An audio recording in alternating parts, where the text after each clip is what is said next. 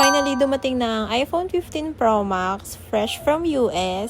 So, let's unbox. Ganito yung package kapag galing kay shipping cart. Consolidated na siya. Medyo natagalan lang siya dahil late kong na-order yung Apple Pencil ko. But anyway, sobrang bilis ni shipping cart. 6 days lang siya. As ganito siya palagi dumadating sa akin. Sobrang secured, ang daming layers. At naka 1 box na siya in different sellers purchase. Ang una nating i-unbox yung late na order, itong Apple Pencil 2nd Gen ko. Second hand lang to guys, and I bought it for only $27.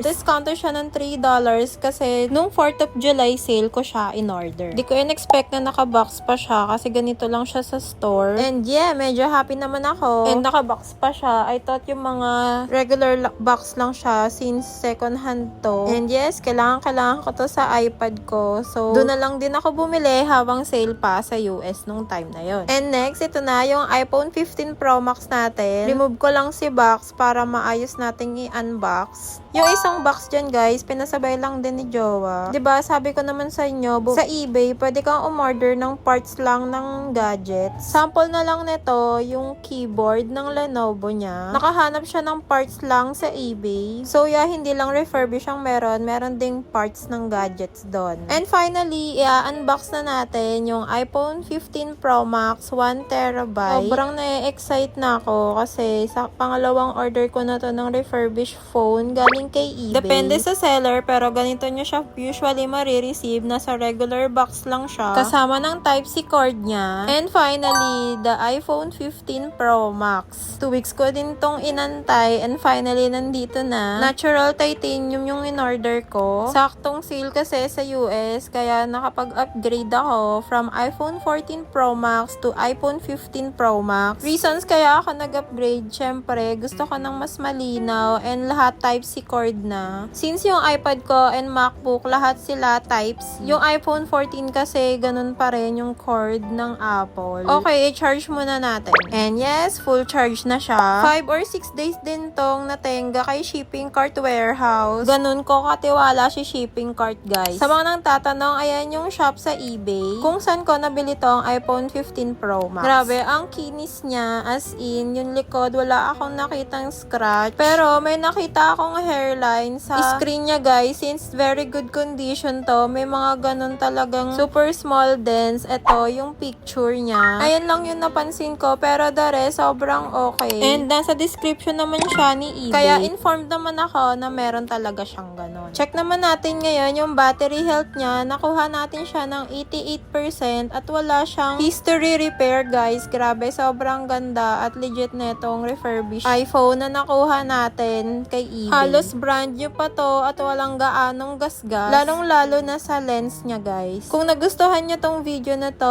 kindly like and share sa mga friends nyo na gustong mag-upgrade pero on a budget. Nandito yung mga journey ko kung paano ko na-order ito from eBay. And don't forget your 15% discount kay shipping cart.